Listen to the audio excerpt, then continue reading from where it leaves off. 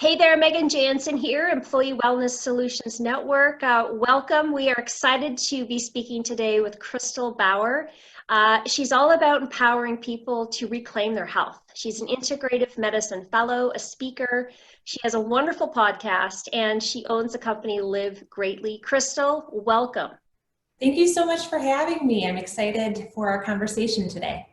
Well, I think we do speak the same language. Self-care is important, and you're really all about that. So share with me a little bit about really how people can incorporate more self-care in their normal routines. Yeah, I think the most important thing here is to do something every single day for yourself, because in order to really have a long-lasting kind of self-care routine, it needs to become a habit. It needs to be something that you're doing on a regular basis. And it needs to be something that makes you feel good. And, you hear about people being like, oh, I have to go to the gym, and it's like a chore and they don't want to do that.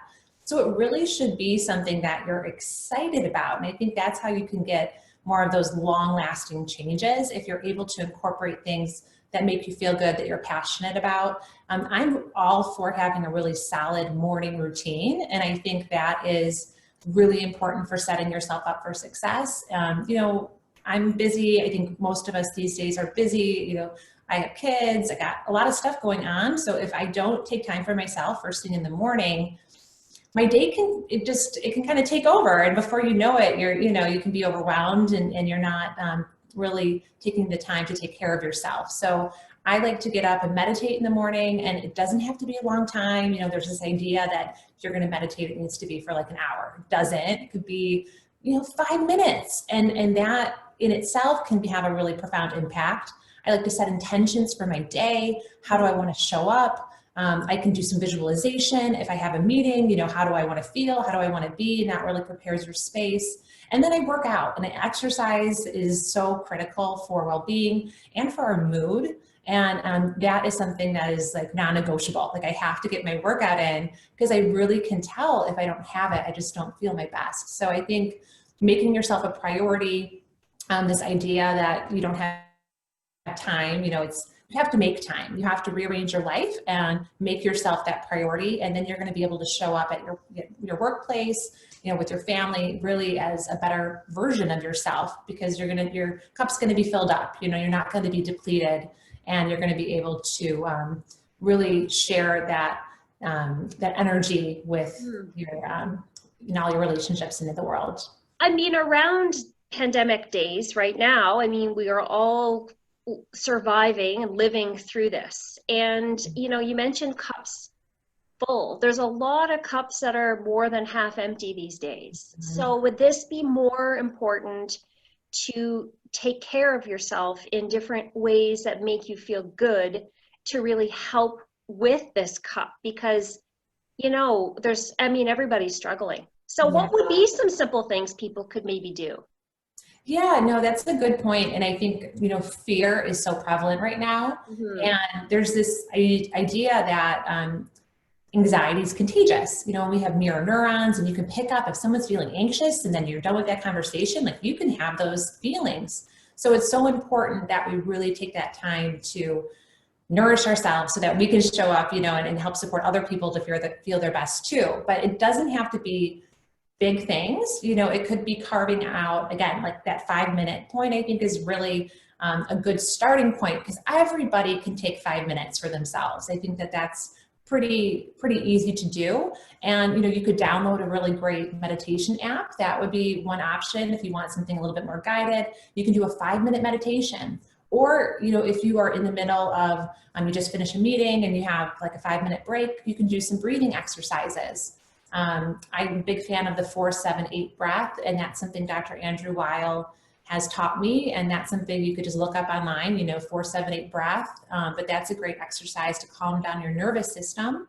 And then also diaphragmatic breathing, that's belly breathing, super simple, but it's something you can do, like even if you're in a meeting, or if you're having a stressful conversation, or if you're finding yourself feeling anxious or overwhelmed, bringing your awareness to your breath and allowing your muscles to relax and start breathing from your belly. And that really can calm down your mind, and it can get the endorphins going. So that's a really wonderful way to support yourself as well. And, I could keep going, but I think it's really starting with small steps. If you feel like you are already, your days are jam packed, and if you have more room and more time, really build off of that. And again, working out, exercise, I think is critical right now, really to support our mental health and our physical bodies.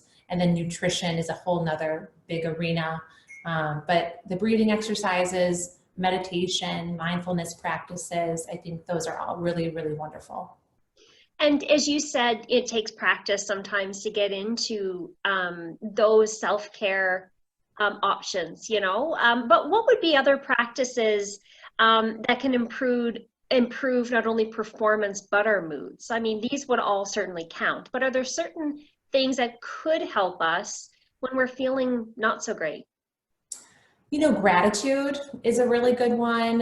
Journaling, and I think that is also really wonderful, because sometimes if you're feeling stressed and you have all these like different thoughts running through your head, you need an outlet. So whether that's like through counseling and talking with somebody, and that's definitely a wonderful resource, or or writing, and really just getting it out and allowing those feelings to flow. And sometimes that in itself can be enough to kind of shift your perspective. Taking a walk in nature, so spending time in nature is extremely uplifting, and there's actually been some good research to support that as well. So, taking a walk, if you can, if you have to wear a mask, you wear your mask and get outside, and also like change of scenery. If you're working from home and if you're indoors all day, like that it can be a little heavy. So really making an effort every day to get outside, get a change of scenery. And then I mentioned the gratitude practice, which that helps train our minds to start looking for things that we're thankful for. And it can guide us. It can guide us to really notice those things in our lives, because we sometimes can get stuck in this habit of noticing the negative, right? And we need to really guide our brains to start to notice the positive, even during stressful and hard times. There's always things to be thankful for. So making a list and maybe doing like a gratitude journal in the morning or in the evening, where you write down like 5 things that you're thankful for. That is a practice that I know has been life-changing for a lot of people. I love that. It's a great reminder too, for sure. Now, you did mention food and nutrition just very briefly, but I wouldn't mind asking maybe a question about that. I mean, some people have transitioned back to the workplace. Some people are still working and will be remotely. Um, some people again, we spend a lot of time at home, but what would be some key things that we could think about regarding food and nutrition to help with our mood and performance? Yeah, there is a big link between nutrition and food and your mental health. And what we eat impacts how we feel. So sometimes there's this disconnect where, we don't fully have that level of awareness that there is this connection. Mm-hmm. And also there's more and more research coming out showing about the gut-brain connection. So our gut health impacts our brain health, our mental health. And it's really important that we eat nourishing foods to support a healthy gut microbiome, a healthy mind. Also, there's more research coming out about how inflammation impacts our health and impacts not only our physical bodies, but our mental health as well. So I am a proponent for the anti-inflammatory diet, and it's really trying to crank up your fruits and vegetables. I'm sure people are like, okay, here we go again. But, I really can't say enough how valuable it is to get enough fruits and vegetables in, especially too with the pandemic. You want to have immune support. So that's a wonderful way to help support your immune system in your body. I think we're eating a lot of processed foods, and especially if you're in a hurry, it's like you're grabbing those packaged things for easy access. So it's just taking the time to have things around the house that are nourishing. I'm a huge fan of nuts as well. So like one of my go-to snacks is like, okay, I'll have maybe an apple with like a handful of walnuts, or, a piece of fruit with some nuts. And that way you're getting your healthy fat, and then you're getting your antioxidants from your fruit. Or I also love like veggies and hummus. And, there's so many things that are really delicious that you can get pretty quickly. But I think a lot of it is preparation, having the things accessible. And I'm not saying like never eat French fries or never eat, sugar. I think that's, I don't like going to the extreme with any of that, but I do think that we want to try and minimize it. and you want to try and really have things around the house that are going to make you feel good. And if you do make a change in your diet, I will say that that's one area where people really can see positive change pretty quickly. You know, Hmm. and if you stick with it, like it's sometimes one of those things where like you don't realize that you were feeling like really sluggish, or like you didn't, it's hard for people sometimes to wrap their brains around it until they start eating healthy and they realize like, wow, I have a lot more energy, a lot more clear-headed, you know, because what we eat doesn't affect our performance. And, you know, people can have brain fog after eating certain foods and can make you tired. And, you know, there's so many different things that can improve if you start eating well.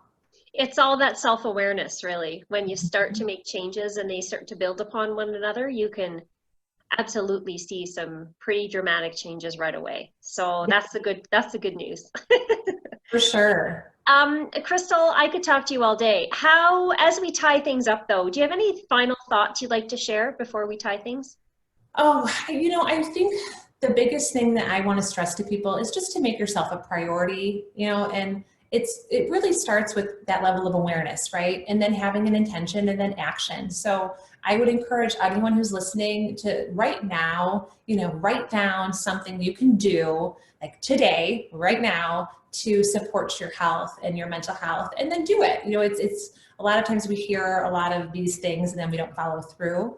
So it really can be a tiny step. It could be, you know, writing down right now 5 things you're thankful for, or going out for a walk. Again, it doesn't have to be a big thing, but I just encourage everyone to choose something that they can do today to Love move it. in that direction. It's setting an intention, doing something small, doesn't have to be big. Really, Yeah. I love that. Thank you so much for your time, Kristel. I really appreciated learning and really talking more about what we're really both passionate about. And we're on a mission to help educate as many employees as possible. And I think this will really help a lot of people just to have a couple of nuggets to take away. Thanks so much for sharing them. Thank you so much for having me.